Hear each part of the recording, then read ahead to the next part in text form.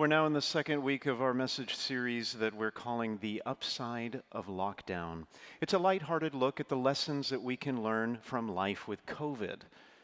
Now, I suppose it's possible that many of us have never asked this question. I mean, when the pandemic began back in March, the nation was gripped with fear. We were on pins and needles and very uncertain about the future. Our whole focus was on not getting the virus.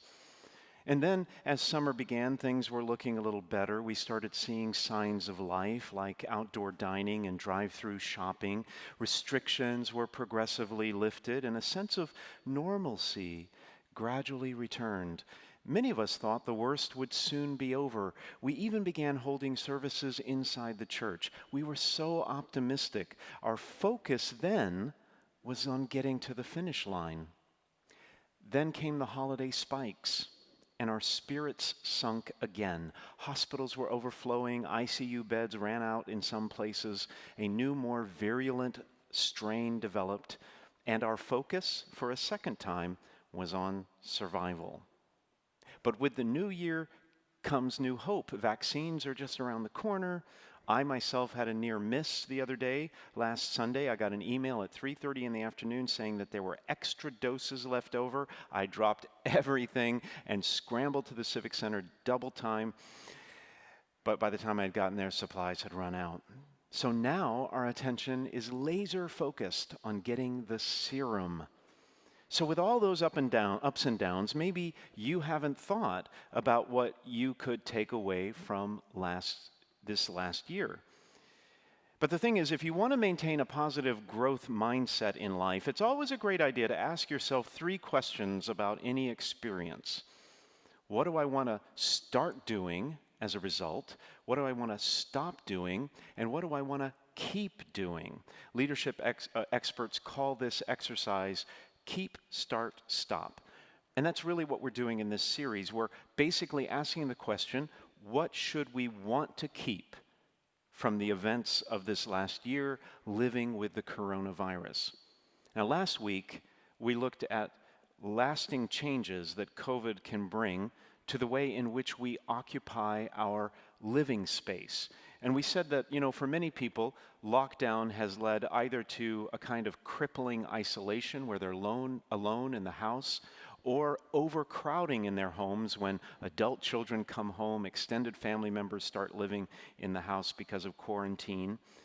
But we said that your home doesn't have to feel like solitary confinement or barely controlled chaos when you take the time to remodel your home with spiritual eyes. And we asked you to do one thing last week. We asked you to think about, or actually do, and I hope you started it or prayed about it or maybe even completed it. What we asked you to do was create a beautiful prayer space in your home dedicated to God. A room or a corner in a room that's only for God, where you can go and talk to God alone. Because whenever we turn our homes into temples, we can change our attitude about where we live. Now, this week, we're going to explore something else that we might want to keep after COVID is over, and that's namely how this pandemic presents an opportunity to change our relationship with money. Now, I've never been good with money. My father was pretty fearful about finances. He was a college professor, and he didn't make much. He worried about retirement, and on top of that, he was a Depression-era baby, so he was extremely frugal. Now, I'm grateful that he always put a roof over our head and food on the table, but our home was pretty Spartan. We never went out to eat. We didn't take luxury vacations like other families in our upscale Atlanta neighborhood. And I guess I overcompensated as a young man because in my early 20s, I quickly got into trouble with money. I racked up $12,000 in credit card debt almost overnight. And remember, this was 1984. $12,000 was a huge amount of money. How did I rack it up? I was going out to bars and restaurants with my friends, and I frequently paid for everyone else at the table. My friends still talk about it today. They saw me as being very generous, but looking back, I realized I was just trying to buy their love and loyalty. And then later, during my graduate studies, which included a PhD and a law degree, yes, 8 years of post-baccalaureate education, what was I thinking? Every year, I took out the maximum amount of student loans that was permitted. Not a good idea. Then later, when I was a lawyer, I did earn a high income, but I spent most of it on a spacious suburban home and an expensive automobile, a fire engine red Mini Cooper convertible. You can see that on your screen right now. I know, it's a cliche, but I loved that car. Well, today I have worked through most of my issues with money. I'm steadily paying down my student loans. I'm saving a little for retirement. I give every week to my church. Hint, hint. I contribute to the Archdiocesan Annual Appeal, and I donate to worthy causes to help the poor. Now, I've shared my story about my relationship with money because I want you to think about this week. What has your relationship with money been like over the years, over the course of your lifetime?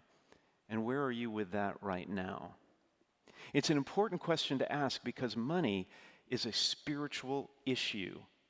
You see, your heart automatically follows your money. In fact, Jesus said just that. He said, "Where your treasure is, there also will your heart be." See, wherever you tend to spend your money, that's where your interest and your focus and your passion will be. If you invest in a particular stock, for instance, that company's performance is going to be on the top of your mind.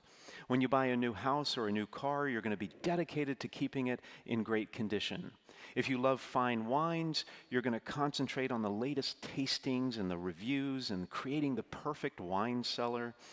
If you buy season tickets to sporting events or the arts, later when we're allowed to do that again, you will rarely miss a game or a performance. Now, this isn't in and of itself good or bad, it just is. It's something that Jesus observed, a reality about us, that our hearts tend to follow where we spend our money. And where our hearts end up is what tends to define our spirituality, or what we worship. And as a result, money represents the greatest competition God faces for our hearts. You know, in our society, we're taught in subtle and sometimes in very crude ways that greed is good because it's what drives the economic engine of our capitalistic society. But listen to what Jesus says in the Gospel of St. Luke. He warns us to take care to guard against all greed. For though one may be rich, one's life does not consist of possessions. And greed is a very subtle sin. And almost nobody recognizes that they're guilty of it or even thinks about it very much. I mean, you probably don't think of yourself as a greedy person. I don't. And yet, it's pervasive. It's in all of us. And the pervasive nature of greed has devastating consequences. Money issues can end relationships and are the leading cause of divorce. And because we equate our net worth with our real worth, financial setbacks can lead to loss of sleep, anxiety, depression, and sometimes even suicide. But the most dangerous side effect of greed is that God loses the battle for our hearts. He just can't compete with all the things that money can buy. And because we need money to meet our needs and to fulfill our desires, we tend to worry about it all the time, don't we? Some of us have plenty of everything, and yet we still worry. We worry whether we'll have enough to pay for the education of our children or grandchildren. We worry about maintaining our standard of living and continuing to afford those guilty pleasures we love so much. We worry that we haven't saved enough for our retirement or for the eventual health care costs. We worry that we will outlive our savings. Every week, I worry about whether the collection will cover the costs of achieving the mission and the vision of this church that Jesus has set before us to make Him matter to everyone. And it seems that no amount of money will ever be sufficient to take away our worry over it. But Jesus says, do not worry about your life, what you will eat or drink, or about your body, what you will wear? Is not life more than food, and the body more than clothing? You see, the greed and the worry and the misplaced focus that money can cause all make it a hugely important spiritual issue for us. And I believe that this pandemic gives us an opportunity to consider changing the way we relate to money forever. I mean, according to a recent survey, 63% of people have cut back on spending during this pandemic. Some of that was forced, some of it was voluntary. Most of us have already changed our spending habits significantly as a result of being locked down. Travel and entertainment obviously have been severely curtailed. Cooking at home is the new current trend, and many families are experimenting with new recipes and making homemade dishes. Many people are cutting back on luxury items like dog walking and mani-pedis. There are no concerts or movies to go to, so no money spent there. We've gotten comfortable with Zooming all day in casual wear, and so by all accounts, that will be in vogue for quite some time, and fast fashion, therefore, is a thing of the past now. And of course, there's the famous COVID haircut. And that will be a badge of honor for the foreseeable future. And there's all those do-it-yourself solutions and home remedies that we won't give up anytime soon. So you see, COVID has significantly changed the way we spend our money. And that makes sense because we're in a crisis right now. I mean, in the second reading today, St. Paul says that life cannot be business as usual when the world, as he says, in its present form is passing away. You see, Paul believed that Christ was going to come back to earth during his own lifetime. And so he thought that every human commitment and relationship needed to be reprioritized and put into its proper perspective. When life is upended, everything must be redefined, including, as Paul says today, buying and owning and using the things of this world. So, how has this pandemic changed your relationship with money and the way you spend it? How will you use your money after COVID ends?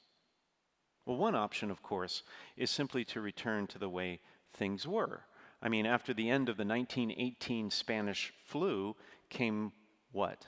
The Roaring Twenties, right? Which was a decade of widespread prosperity that emphasized leisure and entertainment and pleasure seeking. So maybe we'll just be so giddy, we'll enter a decade of constant celebration and people having a good time, kind of like this.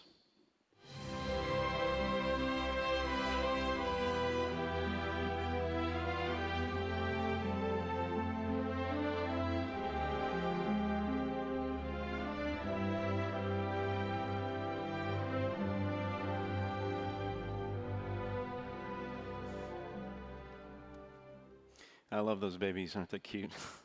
Personally, I can't wait to go back to Club 33 in Disneyland. That's my guilty pleasure. And I love to travel and to eat out. But what if some of the healthy changes COVID has forced on our finances could become lasting ones? COVID-19 has forced us to give up spending on many things we once thought were necessities. And the crisis has ended up putting things into perspective for many people who have come to find that their lives have actually been enriched by doing less and having less and spending less. About 800 years before Christ came, God told a man named Jonah, "Set out for the great city of Nineveh and announce to it the message that I will tell you." And the message was this: 40 days more and Nineveh will be destroyed. Now, Nineveh was the capital of the Assyrian Empire, which was to the northeast of Israel. Nineveh was a huge city. It took 3 days to walk through it. But that wasn't its only distinction. It was also widely known as an ancient kind of sin city. It was immoral, it was lawless, it was violent. The Bible doesn't say exactly what the people of Nineveh had done wrong, but I think it's safe to assume that there was a lot of excess, a lot of lavish living, at least on the part of the ruling class. Too much of everything so that they didn't focus on God at all. Now, fortunately, the people of Nineveh believed God. They proclaimed a fast, they cut back, and all of them, great and small, put on sackcloth, and the city was spared. Jonah's warning gave the people a chance to reassess their conduct and their lifestyle. So, what if we used this lockdown as an opportunity to reconsider our conduct, our lifestyle, and how we spend our money? What if sheltering in place offered a way to reflect on how we could spend less, cut back, and downsize permanently? What if our fear about the coronavirus motivated us to re-examine our greed and where our hearts are truly centered?